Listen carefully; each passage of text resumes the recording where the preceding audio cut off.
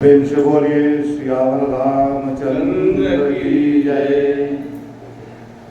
आगे बाबा गोस्वामी तुलसीदास जी तीसरे श्लोक के माध्यम से गुरु की वंदना कर रहे हैं। कहते हैं कि वंदे बोधमयं नित्यं गुरुं शंकर रूपिणं यमायाश्रितो हि वक्रोऽपि चन्द्रः सर्वत्र वन्द्यते। भगवान गुरु की वंदना यहाँ पर बाबा कर रहे हैं। कहते हैं कि ज्ञानमय नित्य शंकर स्वरूप शंकर रूपी गुरु की मैं वंदना करता हूँ। गुरु को बाबा गोस्वामी तुलसीदास जी शंकर को अपना गुरु बनाए हैं यहाँ पर, और यहाँ पर बता रहे हैं कि गुरु का क्या होना चाहिए, गुरु का पात्र कौन होता है, कौन गुरु होता है। तो कहते हैं ज्ञानमय। ये एक लौकिक ज्ञान है और एक परलौकिक ज्ञान है, और एक जो है परम ज्ञान है। लौकिक ज्ञान जो इस संसार में जो हम जीते हैं, और पारलौकिक ज्ञान जो वैदिक ग्रंथों से जो है समाहित होकर हम स्वर्ग लोक के अधिकारी बनते हैं। वहाँ पर जो उस ज्ञान से सात्विक ज्ञान, उस ज्ञान को समाहित करके हम एक उस श्रेष्ठ मानव के श्रेणी में पहुँच जाते हैं। तो गुरु के पास ये तीनों ज्ञान है, लौकिक, पारलौकिक और परम ज्ञान, परम बोध। तो एक केवल चर्चा कर देना, आत्मा परमात्मा की चर्चा कर देना ही केवल पूर्णता नहीं है। हम आत्मा परमात्मा का बोध प्राप्त कर जब तक से नहीं कर लेते हैं, तब तक से हमारी पूर्णता नहीं होती है। परमात्मा जो है और आत्मा, परमात्मा बताते हैं कि सब जगह सर्वत्र विराजमान है, हर समय हर जगह पर रम रहा है, और आत्मा हमारे शरीर में रम रहा है। तो आत्मा और परमात्मा का एकता स्थापित जब तक से नहीं होती है, तब तक से बोध नहीं होता है।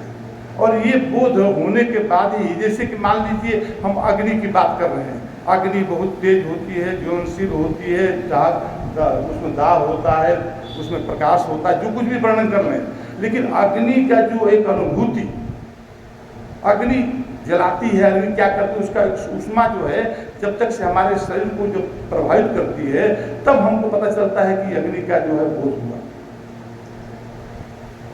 सूर्य की हम बातें करें, सूर्य का प्रकाश हमारे को जब तक से आँख के सामने जब आ गया और उस प्रकाश से हम सारे जगत को देखने लगे, तो सूर्य के प्रकाश का जो बोध हुआ। उसी तरह से परमात्मा का बोध इस आत्मा को होता है, तब आत्मा और परमात्मा एक होता है। तो ये बोध होना, हम कहते हैं कि परमात्मा कण कण में है, घट घट में है, लेकिन हम देखते कहाँ हैं? हम तो जो है परमात्मा को कुछ और सोचते हैं, कल्पना कर लेते हैं, लेकिन देखना है कि परमात्मा एक है तो किस रूप में है। क्या वो जल रूप में है, क्या वो अग्नि रूप में है, क्या वो वायु रूप में है, क्या वो आकाश रूप में है। हमारी मन और हमारी इंद्रियां तो केवल विषयों का जो अनुभव करती है, जो शीतल पावक गगन समीरों के द्वारा, तो इसके एक बाह्य रूप को ग्रहण करती है। लेकिन ये कहती है मैं प्राकृत से परे अनुभव का विषय हूँ। तो प्राकृत से परे जब वो अनुभव का विषय है परमात्मा, उस परमात्मा का या आत्मा का अनुभव कैसे होगा?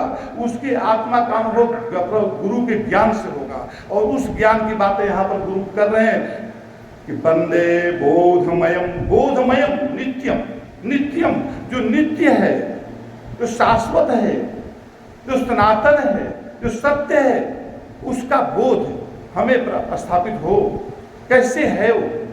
और इसको बोध हम कभी के प्रकाश से नहीं कर सकते हैं। सूर्य के प्रकाश से हम सारे संसार के जगत को हम समझ सकते हैं, देख सकते हैं और कर सकते हैं, लेकिन परमात्मा का ज्ञान को प्राप्त, परमात्मा के बोध प्राप्त करने के लिए गुरु का ज्ञान जरूरी है। बोलते हैं कि बिन गुरु होए न ज्ञान, ज्ञान न होए वैराग्य बिन, गावहि वेद पुराण।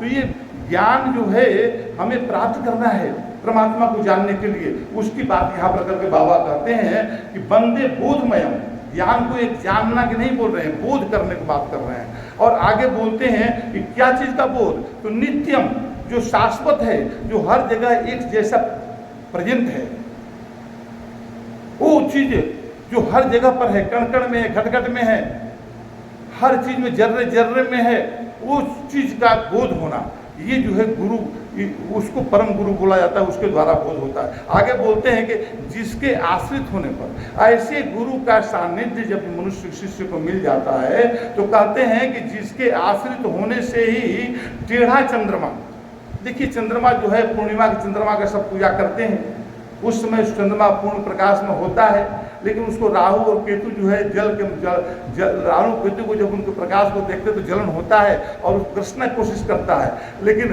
ये बता रहे हैं कि टेढ़ा चंद्रमा, टेढ़े आदमी को कोई स्वीकार नहीं करता, लेकिन बाबा भोलेनाथ गुरु रूप में बता रहे तुलसीदास की, तो टेढ़े को भी स्वीकार कर लेते हैं। और टेढ़े चंद्रमा को, दूज की चंद्रमा जो टेढ़ा नजर आता है, उस चंद्रमे को मस्तक पर धारण कर रखते हैं, उसको शिष्य को, उस चंद्रमा को अपने मस्तक पर धारण करते हैं। और जिससे जब उस समय क्या होता है कि जब शिव की पूजा होती है, जल चढ़ता है, अभिषेक होता है, तो उस समय चंद्रमा को ऑटोमेटिक उसको भाग मिलता रहता है। तो इस शिष्य को महत्ता गुरु बढ़ा देता है। तो ऐसे अगर श्रद्धा से युक्त व्यक्ति हो, बताते हैं कि श्रद्धा और विश्वास से युक्त अगर शिष्य हो तो गुरु जो है उसको अपने मस्तक पर भी धारण कर लेता है और उसकी पूजा सर्वत्र होने लगती है।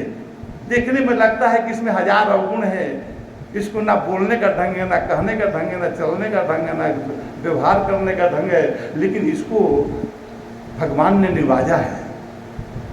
तो जिसके ऊपर हो तू साईं, वो दुख कैसे पाओ?